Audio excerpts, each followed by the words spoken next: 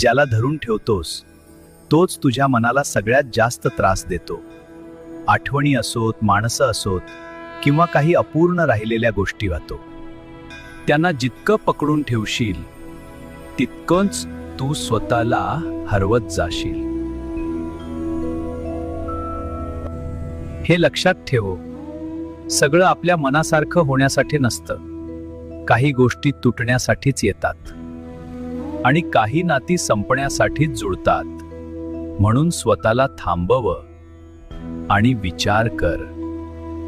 ज्याच्यामुळे तुझी शांतता हरवते त्याला आयुष्यात ठेवण्याचा काय उपयोग? सोडून देणं म्हणजे हार मानणं नाही. सोडून देणं म्हणजे स्वतःवर प्रेम करणं आहे. ज्यांनी तुझी कदर केली नाही त्यांच्यासाठी स्वतःला त्रास देणं थांबव. आणि जे निघून गेलं कधीच तुझ्यासाठी नव्हतं